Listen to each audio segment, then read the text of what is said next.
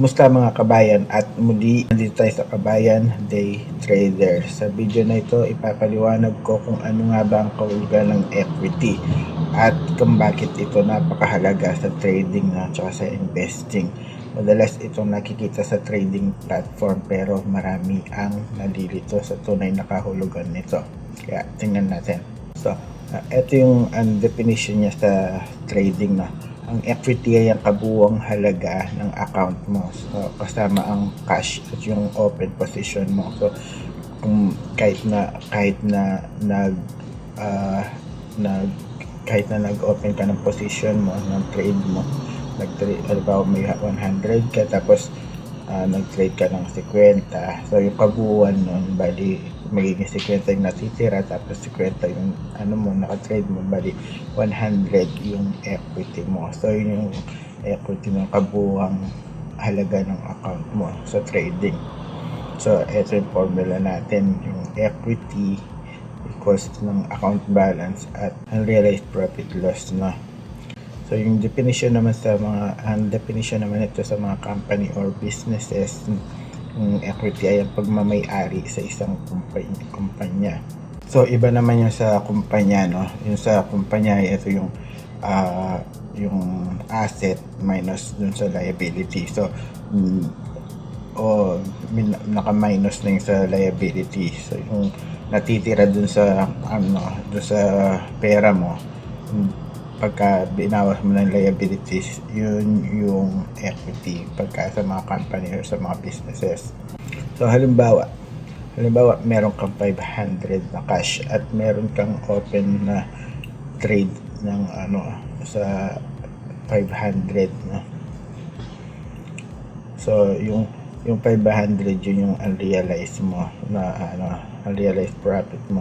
Tapos ang equity mo ay 5,500. So, yung kabuuan niya, yung kung magkano yung cash mo at kung magkano yung naka-trade mo, yung unrealized mo. So, dito 5,000 yung sa cash mo, tapos meron kang 500 na unrealized, yung equity mo ay 5,500.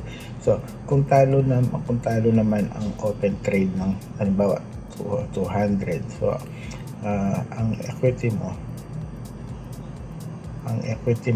ay 4,800 kasi 5,000 yung yung pera mo, tapos talo ka ng 200, so 4,800 yung equity mo.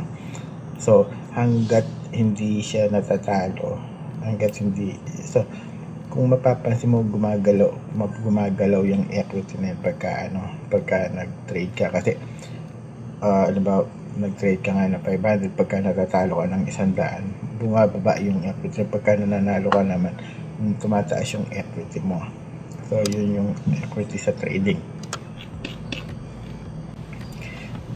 Yung equity naman sa kumpanya, halimbawa isang kumpanya may asset na 1 million at liabilities na 400,000, equity 600,000. Ibig sabihin nito, ang value ng pagmamay-ari, kasi andun na yung nakalabas na dyan yung liabilities mo. Yun yung mga mga bayarin mo dito sa company. So, bakit ito mahalaga? Okay, sa trading mahalaga ito ang equity, dahil ang equity yung basihan kung magkano ang pwede mong i-risk at kung kumusta ang account performance mo. Okay, so malalaman mo kasi yung iba siyempre may mga percentages siya ng gusto nilang i-risk, no? Kaya mahalaga ito na kailangan alam mo yung equity mo para alam mo kung magkano yung mga kaya mong i-risk. Okay, so sa company naman, ito yung basihan ng value ng mga shareholders, no? Yan, so ganun kahalaga ang equity. Lalo sa pagtitrade, kailangan alam mo lagi kung magkano yung equity mo para makukuha mo yung mga percentages na kaya mong ipatalo everyday. So, kailangan alam mo lagi yan. Okay, so laging bantayan ang equity sa trading account. Kung bumababa ito ng mabilis, baka kailangan mong baguhin ang risk management mo. Ngayon kabayan, alam mo na kung ano ang ibig sabihin ng equity sa trading at sa investing. Kung nakatulong ito, huwag kalimutang itumutok para sa mga iba pang natin, mga videos natin, no? So, ito muli kabayan day trader, at tandaan, alagaan ang equity mo dahil ito ang puhunan mo sa laro ng trading. Okay?